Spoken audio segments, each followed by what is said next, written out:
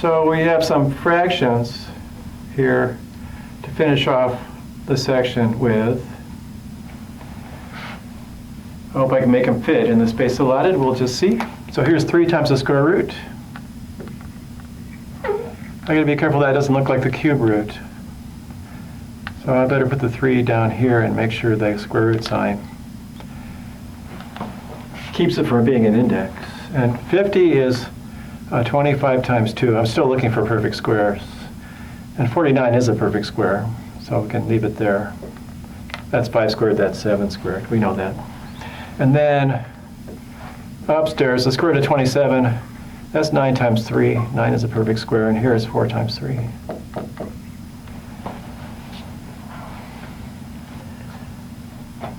All right, and we know, say, I'm looking at what I have written here. That's like crazy. That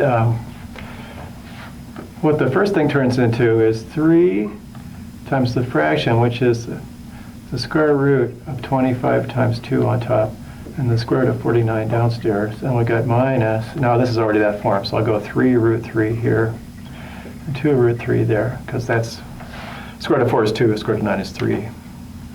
And that worked out, and then we'll rewrite this part. That's 3, 5 root 2 over 7, and minus, the root 3's cancel. We get 3 halves. Making progress. And so now we want to combine them into a single fraction. So the first one is 15 root 2 over 7, and the second one is 3 halves. So we have a common denominator of 14. So I'll multiply top and bottom by 2 here to make that happen. So that's 30 root 2 over 14 minus, and 7, top and bottom here to make a 14 there. So that's 21 14ths. Barely fitting. 30 root 2 minus 21 over 14, if we had to write it as a single fraction. Okay. Over here, oh, now I've got cube roots. Okay, so I'm looking for third powers. There's x to the 6th. I know what that is. Okay. That's 2. That's x cubed squared.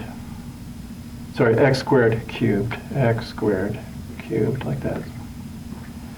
And then I've got 4 cube root 5. This is x cubed. Cubed, like that.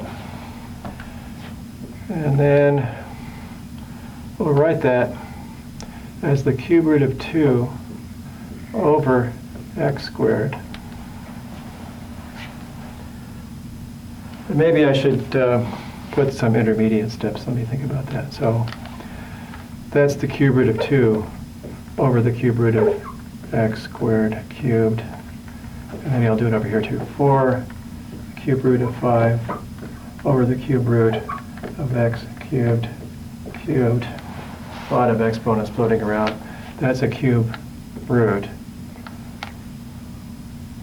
And that's a cube root. That's a cube. Okay, so there we go. Make it safe. Okay. So I get the cube root of 2 on top. The cube root of x squared cubed is x squared. And I get a 4. I get the cube root of 5 on top. And the cube root of x cubed cubed is x cubed. So now I again need a common denominator. It's going to be x cubed. So I have to multiply top and bottom here by x. X cube root of 2 over x cubed. And then 4 cube root of 5 over x cubed. Just about done. So I'm going to make it a single fraction. I've got x cubed here. And I've got x cube root of 2 plus 4, the cube root of 5.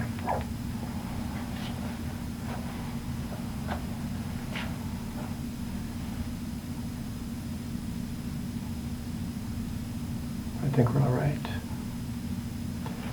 Let's double check. So I wrote x to the 6th, that's x squared cubed. That ends up as an x squared when I get done. Wrote x to the 9th as x cubed cubed. That ends up as an x cubed when I get done. The top's still there, cube root of 2 and the cube root of 5. this, I didn't lose this. The factor of 4 in front is still here. Then we make a common denominator of x cubed by multiplying top bottom by x. So the top becomes x times the cube root of 2 plus 4 times the cube root of 5. There it is, and the denominator is x cubed. I think we did it. And I'm thinking that's the end of this section. Looking at my notes, it is the end of this section. Glad to make it through that, and be aware of confusing your indices with coefficients of the radical. It happens to people all the time, even to me, so be careful. And happy simplifying, and we'll see you later.